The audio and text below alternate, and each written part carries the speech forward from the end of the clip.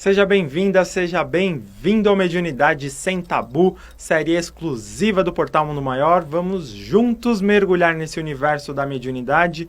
Eu, Ricardo Guelfi, aqui do Marketing da FEAL, Fundação Espírita André Luiz, na apresentação, recebendo convidados aqui para esclarecer esses temas, responder as nossas dúvidas. A gente já recebeu aqui Celina Sobral, Walter Farid Júlio, Tânia Carvalho, e no episódio de hoje, para falar de um tema um pouco cabuloso, Roseli Aparecida, seja muito bem-vinda, obrigado. Olá, gente querida, mais uma vez aqui pra gente... Ai, eu tô morrendo de medo de falar desse assunto, hein? Se vocês têm medo de espírito, fiquem aqui pra gente perder esse medo juntos, porque é isso que vai acontecer. Vamos perder o medo rapidinho, estamos aqui. Vamos transformar esse tema cabuloso e com medo sem tabu. Vamos transformar ele em algo natural e esclarecedor. Vamos perder medo de espírito agora nesse episódio sobre casas mal assombradas e brincadeira do copo.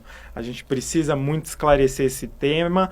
E para começar aqui, né, esse tema, para começar esse esclarecimento, a gente vai assistir um trechinho do filme Invocação do Mal.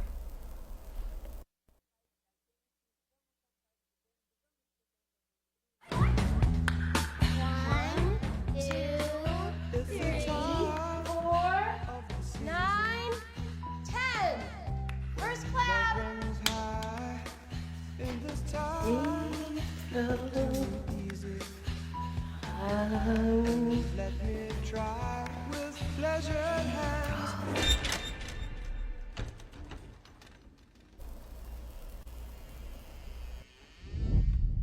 Clap. I'm gonna get you now. I can hear you breathing.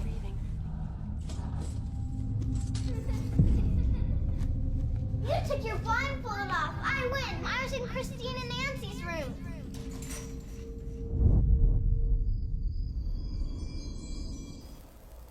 Quando tem, né, o baseado em fatos reais, em histórias reais, é aí que a gente fica com medo e quer assistir esses filmes de terror aí que bordam Hollywood. Essa história conta, né, a história de uma família norte-americana que se muda para uma casa e a partir dali ela começa a presenciar, viver fenômenos aí espirituais, mediúnicos nessa casa e ser assombrada, né, por espíritos. Mas afinal, existem lugares assombrados? Existem lugares assombrados? Olha só, eu estava até estudando o tema hoje, eu encontrei no YouTube, que diz que no Reino Unido tem muitas casas mal assombradas, né? E vocês sabem que é até ponto turístico? O pessoal vai visitar porque quer ouvir os fantasmas, quer ver o que acontece. E tem casas que estão lá para vender ou alugar, casas com fantasmas. Olha até onde a gente chega, né? Então, gente, existem sim casas, digamos, mal assombradas. Porque aquilo que a gente sempre fala, a gente está convivendo num mundo e interagindo com os espíritos. É que a gente não tem essa percepção. Eles estão numa outra dimensão, mas eles estão convivendo com a gente em todas as circunstâncias. E às vezes esses espíritos, eles são apegados às coisas, à casa, às pessoas, sabe as coisinhas deles, assim, as lembranças, os objetos. Então a gente vê muitas situações, sim, que os espíritos permanecem na casa. Alguns vêm para nos perturbar, não vamos estender muito, senão a gente vai falar do tema inteiro. Alguns vêm trazer perturbação, mas às vezes eles estão lá apenas porque são apegados. Olha, espíritos somos nós. Quando a gente desencarna, a gente vira espírito. Quando não, a gente está aqui. A gente não é apegado às nossas coisas? A gente, às vezes, para mudar de uma casa é uma dificuldade. Às vezes a gente passa em frente da casa porque está com saudade de ver o vizinho. Espírito é igual, só que ele tem essa condição dele permanecer de forma a não ser visto, a não ser pelos videntes, né? Então, eles ficam lá na casa assim, a gente fala mal assombrada porque o espírito, assim, ainda traz uma conotação pra gente de sobrenatural, de uma coisa que vem para nos fazer mal, mas não é muito essa questão. Existem casos em que perturbam, mas na maioria dos casos é um apego que eles têm mesmo. Por exemplo, no Reino Unido que a gente falou, existem casas lá que têm séculos. Imagina quem habitou aquela casa. Imagina o apego que aquela família, às vezes famílias inteiras, estão ali naquela casa desencarnados, às vezes não sabem que desencarnaram, outras questões para a gente também trabalhar em outros vídeos. Mas é isso aí, existem sim, gente. É possível que esses espíritos, né, como você havia falado, que assombram esses lugares, assombrem outros lugares sem ser casas? Porque a gente está falando de casas, mas às vezes tem histórias, né, parques, ruas ou prédios públicos. Tem, todos os lugares. Para o espírito não tem barreira. O espírito, ele não tem parede, não tem porta que pare o espírito. Ele fica onde ele quiser, ele vai onde ele quiser. Os espíritos, alguns deles, inclusive, eles volitam, né? Então, é uma coisa, a questão de pensou, ele chegou onde ele quer, entendeu? Então, eles podem, sim, estar em qualquer lugar, não só casas ou casas antigas, nada a ver. Pode ser um espírito que habitou um apartamento e ele desencarnou, mas ele é apegado e ele permanece lá. Às vezes, gente, acontece muito do espírito não ter noção ainda, tal é a perturbação dele que ele desencarnou. Então, ele acha que ele está vivo. Então, nesse estar vivo, ele conversa com as pessoas que estão na casa, só que ele começa a perceber num momento que ele pergunta, as pessoas não respondem. Então, é onde ele vai tomando consciência do que aconteceu com ele de fato. Mas até então, ele pode estar lá na casa achando que ele está vivo, ele vai sentar na mesa, sentar à mesa, ele vai jantar com a família, ele vai passear, entrar no carro, ele vai fazer tudo, porque ele acha que ele ainda está vivo. Essa percepção, às vezes,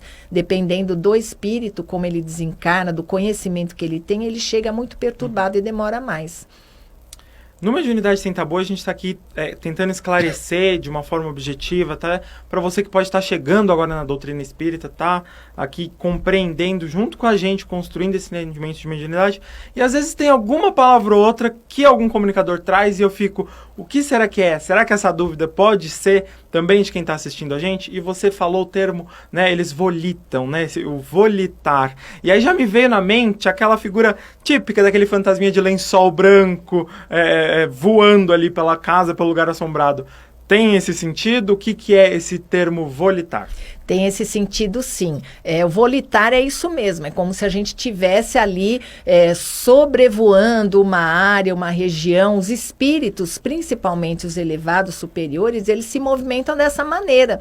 Então, ele já não tem mais necessidade de, por exemplo, como o nosso lar, onde André Luiz retrata o aerobus, né? Então, os espíritos ainda se movimentam dessa maneira, são espíritos que ainda não adquiriram essa superioridade para poder fazer isso. Mas os elevados, eles volitam sim, eles chegam onde eles querem em questão de segundos. Eles às vezes vêm lá da espiritualidade, por exemplo, para auxiliar, para fazer algum trabalho aqui na Terra, e eles vêm dessa maneira, é muito rápido. Então, volitar é isso, como se fosse um voo, um sobrevoo mesmo. Então, agora para a gente tentar concluir esse balaio dessas casas assombradas, né? A gente já falou um pouquinho, você já esclareceu alguns pontos, mas para afirmar, né? O que faz esses espíritos permanecerem nessas casas, nesses lugares, e assombrar novos residentes, como foi ali o caso da família no filme Invocação do Mal? Então, vou responder de trás para frente. Assombrar, às vezes depende mais da gente do que deles, porque a gente tem ainda essa ideia meio sobrenatural e assustadora a respeito dos espíritos. Então, às vezes, a simples presença, uma menção de um movimento, um respirar que a gente ouve, porque a gente tem essa mediunidade auditiva, a sensação. Então, às vezes, a gente tem esse receio, mas não é a intenção deles de nos provocar, de fazer com que a gente sinta medo, mas nós temos ainda essa condição. A outra que você perguntou, qual que foi? Que eu até perdi aqui. Nesse sentido, né? O que faz esses espíritos permanecerem nesses lugares? A gente falou nesses lugares que a gente entende como assombrado, mas o que faz eles permanecerem nessas casas? Então, olha, a gente está aqui encarnado e uma das grandes tarefas que a gente tem é trabalhar o nosso desapego.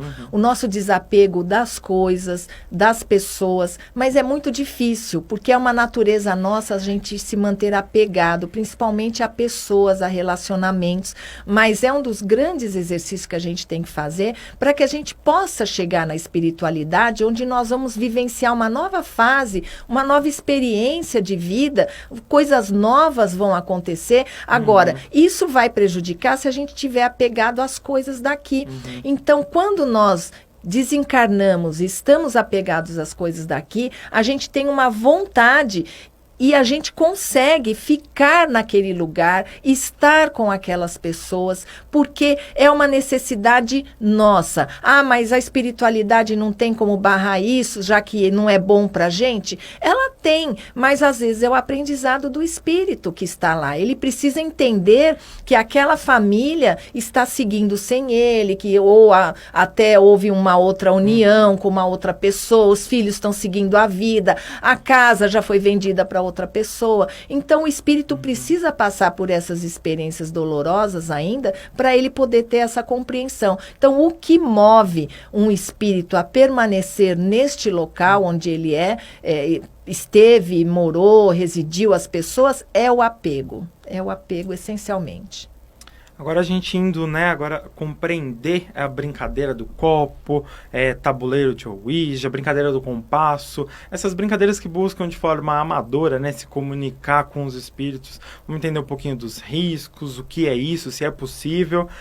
E para começar a gente vai assistir um trechinho do filme, né, Ouija 2, A Origem do Mal, para a gente compreender. Vocês querem jogar? A gente pode ficar só conversando. As regras. Nunca jogue sozinho. Nunca jogue num cemitério. Sempre se despeça. Cada um coloque a mão de um lado. Vamos?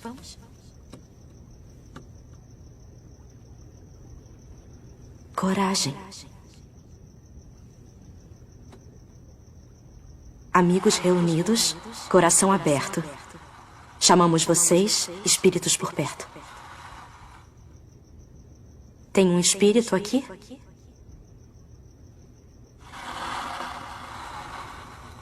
Sim. A gente viu, né, esse trechinho, Roseli, assim como, né, nesse filme, a gente viu nessa cena, muitos adolescentes têm essa curiosidade, né, de se comunicar com os espíritos através dessas brincadeiras, né? A gente viu ali o tabuleiro, mas às vezes surge essa brincadeira do copo. Existe algum tipo de risco em realizar esse tipo de brincadeira? Você falou bem, né, Ricardo? Isso é amador, né? Então, é uma curiosidade, é uma brincadeira. Então, a gente estudando as reuniões mediúnicas, os espíritos nos esclarecem, isso é muito sério.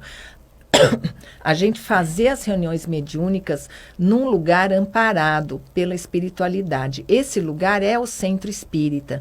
Nossa casa, às vezes, tem esse amparo. As pessoas que vão dirigir essa reunião precisam estar muito preparadas, precisam estar num pensamento voltado para o bem, para que essa reunião possa acontecer de forma boa. Por quê? Porque os espíritos elevados, eles não vão a lugares onde está sendo ali feita essa reunião a título de curiosidade ou de brincadeira, amadora, como você falou. Então, imaginem, num jogo de tabuleiro como esse, nós estamos evocando, nós estamos chamando espíritos e eles estão em todo lugar. Agora, espíritos brincalhões, espíritos que vão causar perturbações, a que tipo de espíritos nós estamos evocando? Quando na casa espírita, no centro espírita, ou com um preparo ideal, nós vamos ter condições de sentir a densidade desses espíritos, sentir o fluido que eles estão nos enviando pela sua presença. Então, elevados não vão chegar a essas reuniões, essas brincadeiras. Então, nós vamos estar trazendo para a nossa presença espíritos que estão lá a fim de brincar como nós. Por quê? É aquilo que a gente fala, tá chamando para brincar, vamos brincar, é isso que eles vão fazer. E essas brincadeiras podem surtir efeitos realmente devastadores, podem afetar, perturbar psicologicamente, principalmente sendo jovens, principalmente não tendo conhecimento algum a respeito da doutrina. É muito sério essa brincadeira. A gente pensa mas é uma coisa simples, nós estamos lidando com energias desconhecidas. Então, realmente é perigoso, sim. E esses tipos de espíritos que você falou, né, que chegam até essas brincadeiras, eles podem permanecer nessa casa, permanecer, a gente já veio, né, construindo essa coisa do assombrado, permanecer ali com essas pessoas que o chamaram, o evocaram? Podem permanecer, porque eles conseguem fazer aquilo que eles desejam.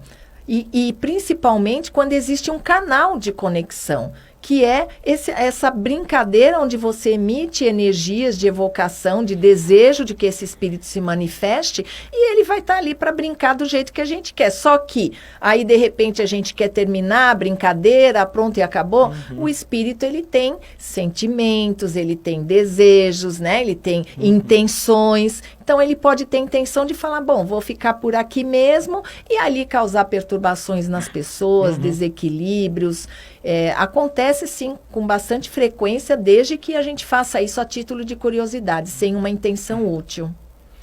Esse tema, né, essa temática que a gente trouxe, me lembrou de 2 episódios que vão aí lançar aí mais pra frente. Então, você quer entender um pouquinho mais até essas relações, reuniões mediúnicas. Então, a gente conversou com o Walter Farid Júlio para entender um pouquinho, né, do que são as reuniões mediúnicas, o que são essas evocações, como ela citou, esse chamar o espírito, e também sobre obsessão, né, o processo obsessivo. Então, são 2 episódios importantes, onde a gente conversou com o Farid. Então, mais pra frente, aí você acompanha os episódios no portal para entender mais a fundo essa temática, porque é importante e precisa de cuidado, porque tem riscos, como alertou, né, a Roseli.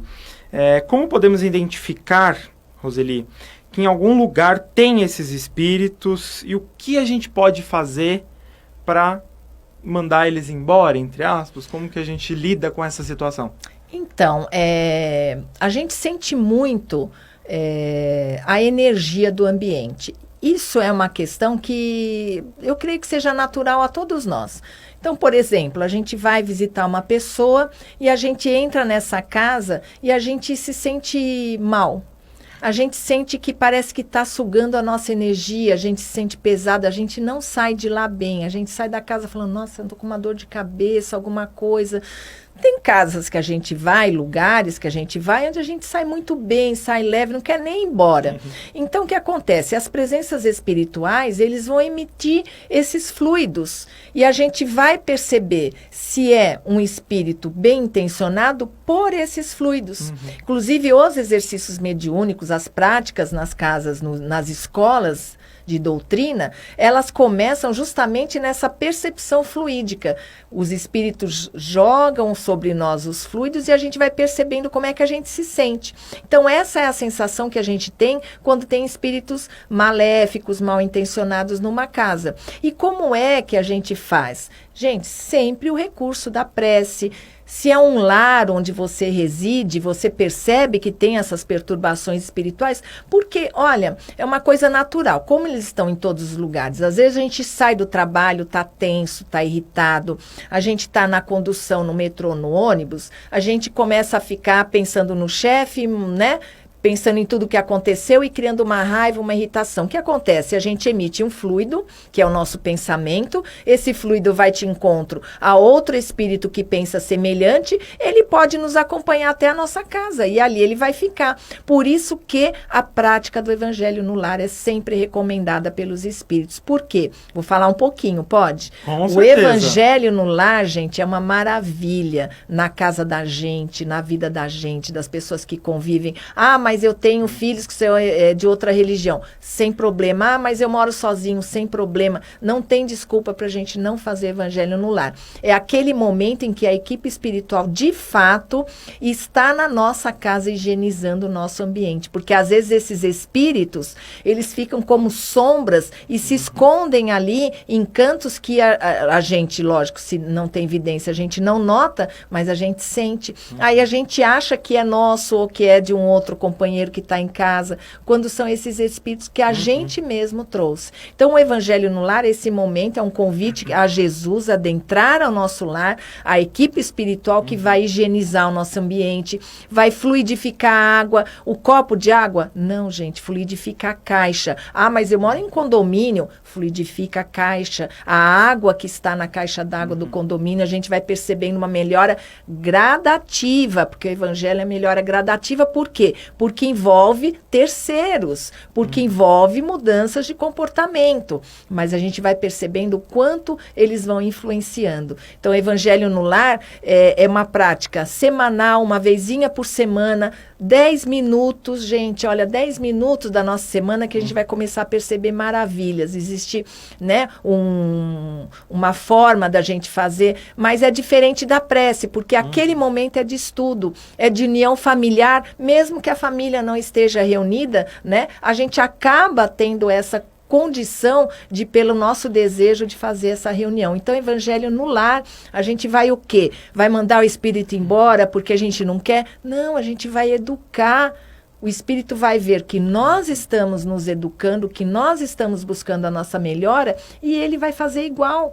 Ele vai também querer se melhorar. Então, olha que oportunidade. Além de você ajudar o seu lar, ajudar você, a sua família, você ajuda aqueles espíritos que estão lá, que estão tristes, sofrendo, porque é o espírito que desencarna e permanece no mundo corpóreo, ou próximo aqui à Terra, nessas energias corpóreas, não é espírito que está bem. O espírito, quando ele está bem, ele pode vir aqui para ajudar, para auxiliar, mas ele vai vivenciar a vida dele lá. É essa que é a necessidade da vida espiritual, e você está lá, e não aqui, não preocupado com aqui. Então, a gente tem que exercitar bastante coisa, mas o Evangelho no Lar é esse modo carinhoso que a gente tem de lidar com esses espíritos sofredores.